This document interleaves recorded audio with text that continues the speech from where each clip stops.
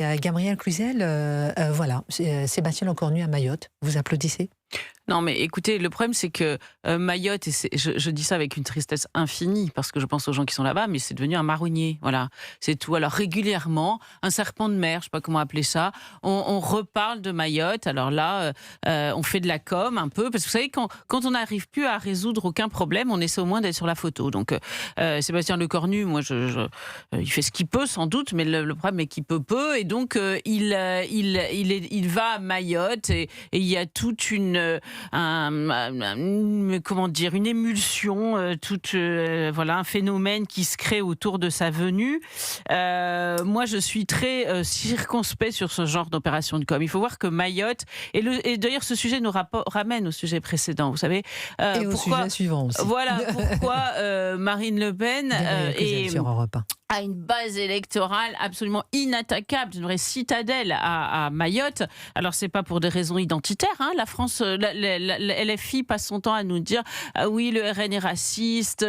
Bon, bah écoutez, on a des gens qui sont racisés, comme dit LFI majoritairement, et de confession musulmane. Donc, le sujet doit être ailleurs, ailleurs. Et ce sujet-là, personne n'ose s'en saisir. C'est évidemment le sujet de l'immigration qui dépasse en fait le cadre, bon, monsieur en parlera sans doute mieux que moi, mais des Comores, parce qu'on sait très bien qu'aujourd'hui, c'est devenu une route de l'immigration. Mayotte, une route plus tranquille que celle de la Libye. Donc on a aujourd'hui des gens d'Afrique du l'Est, des Congolais, des gens des pays des Grands Lacs qui passent par les Comores et puis ensuite par Mayotte. C'est pas seulement des Comoriens, voilà ce que je voulais dire, pour immigrer en France. Donc c'est un sujet extrêmement fort et qui est en réalité au centre du phénomène 2027 de Marine Le Pen. Parce qu'on peut dire, si vous voulez, si les gens qui ont fait un peu de marketing, ils connaissent l'effet halo. Vous savez ce que c'est l'effet halo?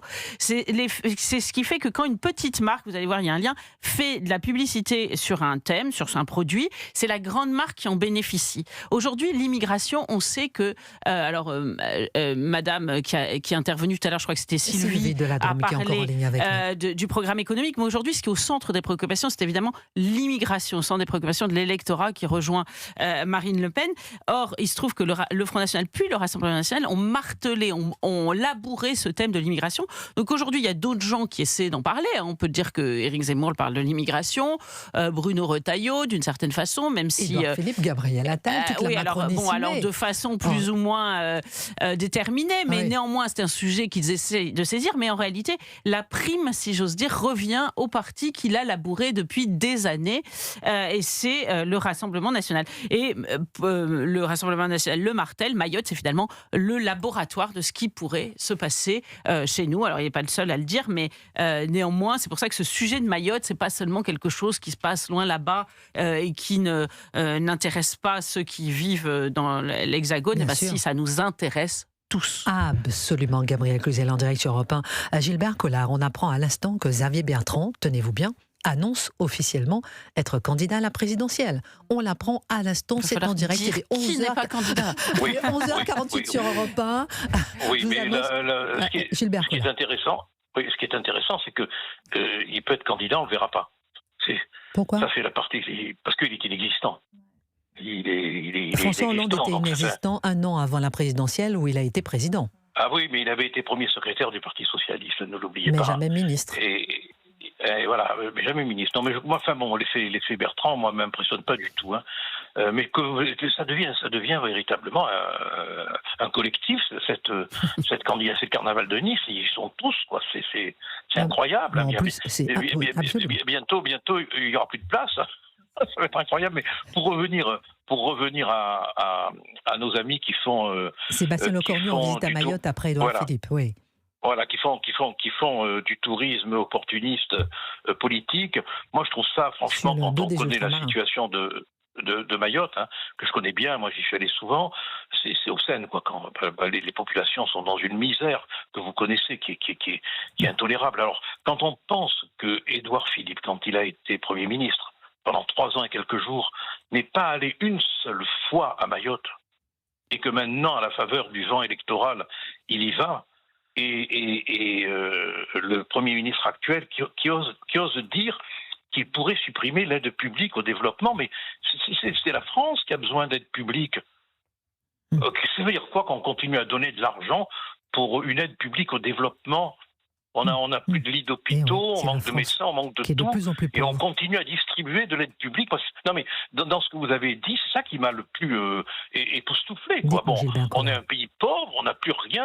Quand il y a des incendies, on a recours aux arrosoirs, et on a encore des aides publiques aux pays en voie de développement. Bon, non mais tout ça, ça fait partie du cinéma politique qui écœure les citoyens, parce qu'ils se rendent bien compte que lorsqu'il était en place, Édouard Philippe ne s'est pas rendu à Mayotte, que Sébastien Delogu, il a beau tenter de faire ce qu'il peut, il fait rien, et que ces gens là-bas crèvent, ils crèvent de l'immigration, ils crèvent de tout, Oui. Gilbert Collard en direct sur Europe 1, Sébastien Lecornu effectivement en visite à Mayotte. Sylvie de la Drôme et Bruno du Sanjo prend dans un instant d'abord Grégoire Daubigny qui est directeur des relations institutionnelles de l'Observatoire de l'immigration et de la démographie. Vous êtes dans le studio d'Europe 1, merci infiniment d'être avec nous. Comment vous analysez la visite de Sébastien Lecornu à Mayotte après celle d'Édouard Philippe? Et comme le disait si bien, le soulignait si bien Gilbert Collard, c'est la première fois qu'Édouard Philippe va sur place, alors qu'on sait absolument, comme le disait Gabriel Cluzel, que c'est un département français en grande souffrance à cause de l'immigration, que c'est peut-être même le Ciotat peut-être français, Grégoire Daubigny. Alors effectivement, l'île de Mayotte fait aujourd'hui face à une situation crise migratoire qui est exceptionnelle. La moitié de la population sur l'île est étrangère et la moitié de ces étrangers, globalement, sont en situation irrégulière. Donc vous avez un afflux qui est massif, qui pèse sur la vie quotidienne des Mahorais, un État qui semble impuissant aujourd'hui pour y faire face.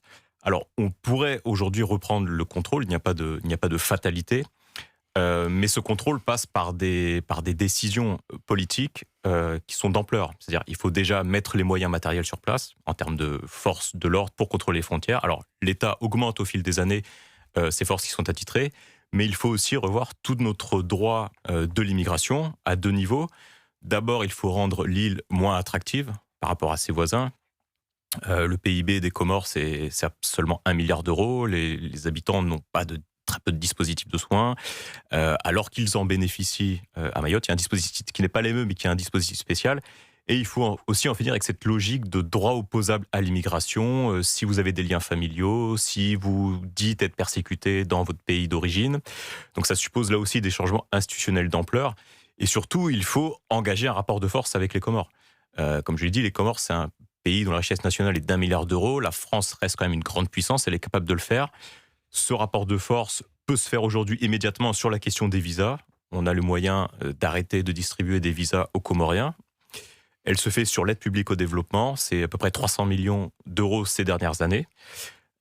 Et c'est également sur les transferts de fonds. Aujourd'hui, 20% de la richesse nationale des Comores sont des transferts de fonds de la diaspora. Alors ça, c'est plus compliqué parce que le droit européen aujourd'hui met des contraintes pour bloquer ce transfert de fonds.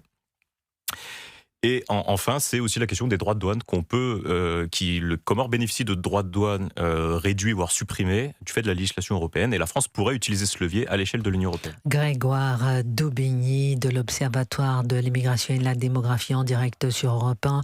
Je vais me retourner vers Bruno du Centre qui est avec nous depuis le début de cette émission. Je ne sais pas si vous avez envie de réagir, mais je sais que vous nous avez appelé au début sur la présidentielle. Je pense que tout est lié parce qu'avec notre invité, notamment Grégoire Daubigny, on parlera dans un instant de Ciotat, un mois après. Combien de migrants sont déjà arrivés en France?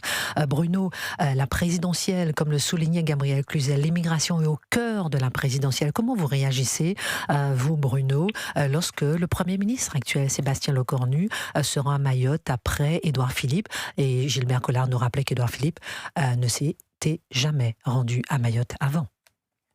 Oui, tout à fait. Dans tous les intervenants que j'entends et qui, pour la plupart des choses qu'ils disent, je suis d'accord.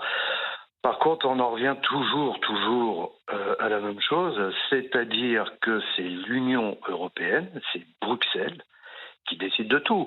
Là, pourquoi on a une agitation? Pourquoi on a des gens qui essaient de nous faire croire qu'ils ont encore la main sur la politique en France? Parce que c'est pour ça qu'ils font de l'agitation, c'est pour montrer, regardez, moi j'ai des solutions.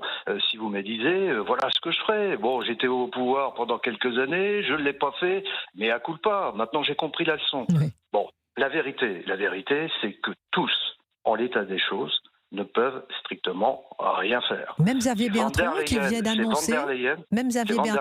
vient d'annoncer officiellement qu'il est candidat à la présidentielle. On l'a après à 11h48 en direct sur Europe 1.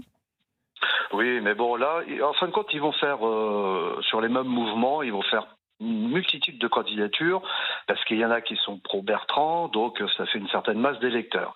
Après, il y en a un autre qui fait une certaine masse d'électeurs. Alors, ce sont les mêmes, le même parti. Et puis, à la fin, pour se regrouper, pour essayer de former une force constitutive qui pourrait leur permettre éventuellement, dans le plus beau de leurs rêves, arriver au second tour des présidentielles. Bon, c'est voué à l'échec.